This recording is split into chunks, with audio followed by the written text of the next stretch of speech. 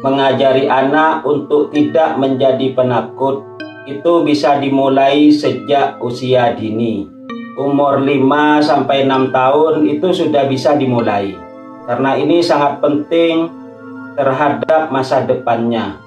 Dimulai dengan cara atau metode seperti ini. Dimulai dari takut terhadap hantu. Kita ceritakan kepada anak-anak kita bahwasanya hantu itu adanya hanya di pikiran kita sendiri. Hantu itu hanya ada di televisi, di YouTube, atau di HP. Kalau hantu yang ada di YouTube atau di HP serta di televisi itu hanya buatan manusia. Jangan pernah takut terhadap hal itu karena itu sebenarnya tidak ada. Itu hanya film. Biasanya anak kecil itu di saat pergi ke kamar mandi saja itu sudah takut. Kenapa kok takut? Ini umumnya ditakut-takuti oleh gambar-gambar film-film pikirannya sendiri.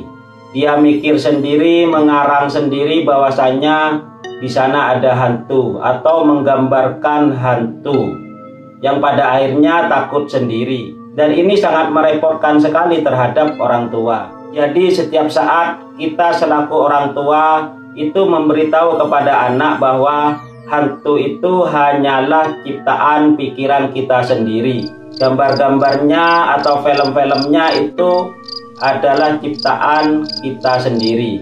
Jadi tidak perlu takut dan tidak perlu menakut-nakuti diri dengan menggambar hantu di alam pikiran, dan tidak perlu menakut-nakuti diri kita sendiri dengan gambar-gambar atau hayalan tentang hantu. Di saat anak-anak kita mulai takut pergi ke kamar mandi atau takut terhadap gelap, ya kita tanyakan yang ditakuti itu apa.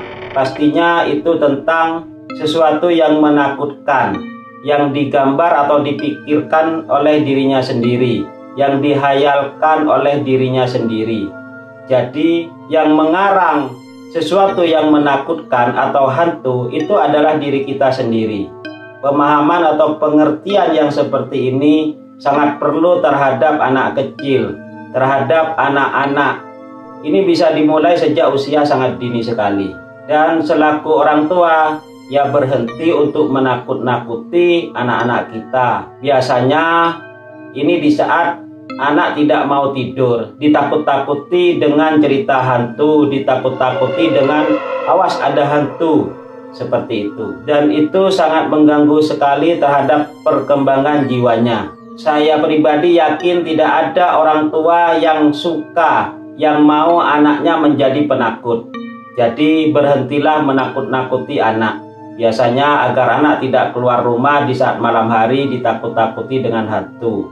Atau karena orang tuanya sudah capek dan anaknya masih belum mau tidur, biasanya juga ditakut-takuti dengan cerita hantu agar anaknya tidur. Gambaran hantu itu diperoleh dari lingkungan seperti pocong, sundel bolong, dan yang lain-lain. Yang aslinya itu tidak ada, itu hanya sebuah cerita. Akhirnya diri kita menggambarkan hantu itu seperti apa. Dan di saat berada di tempat yang mirip dengan cerita yang ada, biasanya kita akan menggambarkan tentang sesuatu yang menakutkan atau disebut hantu. Dengan rambut panjang, perempuan yang sangat seram sekali. Jadi itu hanyalah ciptaan pikiran kita sendiri. Kita tidak perlu takut hal itu. Dan yang terpenting tidak perlu menakut-nakuti diri dengan gambar-gambar yang seperti itu. Dan saya ada kesaksian keponakan istri saya yang awalnya dia sangat penakut dan sangat percaya terhadap yang namanya hantu. Dan akhirnya keponakan istri saya itu membuktikan sendiri apakah benar hantu itu ada atau hanyalah ciptaan kita sendiri yang digambarkan di film pikiran kita sendiri, yang seolah-olah itu sangat nyata dan ada. Dulu tuh saya pernah percaya sama yang namanya hantu, dan waktu itu saya masih nggak tahu apa-apa. dengan sekarang mempelajari tentang ini, saya akhirnya tahu bahwa kalau hantu tuh nggak ada. Saya di sini mau cerita. Pernah di suatu malam saya duduk-duduk di atas masjid. Di bawah tuh agak jarak 10 meter gitu. Jarak 10 meter ada kayak orang duduk-duduk gitu. Tanya tuh ke teman, itu apa gitu? Gak ada orang gitu, tapi dari tadi nggak ada yang jalan gitu, mau ada orang. Pas disamperin ternyata bukan orang, baju gitu. Nah dari situ saya percaya kalau hantu itu nggak ada gitu. Pernah lagi di suatu malam duduk-duduk begadang sama temen di rumah. Nah waktu itu sekitaran jam 2 apa setengah 2 gitu, cerita tuh tentang hantu. Nah teman-teman tuh pada percaya kalau cerita hantu tuh bakal datang beneran hantunya. Pas diceritain lama-lama dengar suara orang nangis, sama ada yang nyapu pakai sapu lidi. Pas dicari semuanya, dicari nggak ada. Nah pas kedengeran suara sanyu sama, nah yang itu nggak tahu suara sapunya itu. Nah dari situ dicari nggak ada gitu ya. Tapi ke teman-teman dibilangin, ya itu hantu ya, itu hantu. Karena teman-teman nggak tahu. Kalau saya kan tahu itu, tahu. Jadi saya bilang di pikiran saya gitu, di hati saya, kalau hantu itu beneran nggak ada. Ini cerita yang terakhir. Saya tuh kan nggak percaya itu yang namanya hantu, yang kayak pocong lah apa gitu, nggak percaya gitu, nggak percaya sama sekali. Bilang tuh sama teman saya, kamu bisa manggil hantu nggak gitu, manggil hantu gitu, nantang hantu gitu. Bisa beneran gitu. Iya. Nah diajak tuh ke tempat bambu, banyak bambu di belakang sekolahan. Duduk-duduk di sana. Teman tuh kepojokan sekolah, nggak tahu sambil jongkok sambil baca gitu, sambil baca. Terus ada suara kayak suaranya pocong gitu. Suaranya pocong. Nah, teman-teman tuh pada berlima karena dengar yang anak satunya ini, karena dengar kayak gitu lari. Yang satunya lari, tinggal berempat. Karena ada suara kayak gitu, sama saya kan nggak percaya. Dicari tuh sumber suaranya, ternyata suaranya kayak ayam gitu, ada ayam kecil gitu, suaranya emang kayak gitu. Terus balik lagi, terus temen bilang itu tuh di belakang jeding ada biasanya gitu, turun dari atas genteng gitu. Iya Tang, nggak percaya aku, nggak percaya, samperin udah. Oh iya, tak temenin Tang, nggak usah, udah aku sendiri. Pas disamperin nggak ada. Nah dari situ saya di pikiran tuh mantep kalau hal-hal semacam hantu itu beneran nggak ada. Kita itu membayangkan bahwa di sana itu ada hantu gitu, di sana ada hantu. Nah jadi di pikiran kita itu seolah-olah ada hantu. Nah dari situ kenapa kita kok bisa takut sama pikiran kita sendiri, bahwa itu ciptaan kita sendiri, kok bisa takut gitu.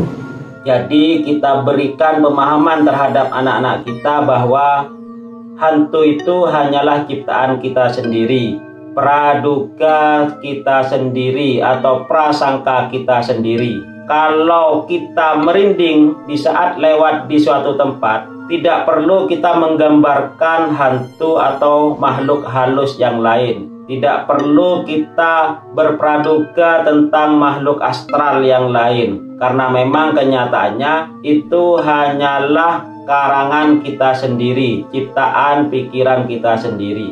Pengertian atau pemahaman hal ini sangat berguna sekali terhadap masa depan anak-anak kita, agar tidak lagi ditakut-takuti oleh cerita yang tidak bertanggung jawab, oleh mitos-mitos, doktrin-doktrin yang tidak berguna sama sekali. Ini bukan hanya tentang takut terhadap hantu, tetapi tentang praduga yang kita takuti. Mengajari anak-anak kita agar tidak takut terhadap praduganya sendiri, karena praduga atau prasangka itu hanyalah ciptaan pikiran kita sendiri.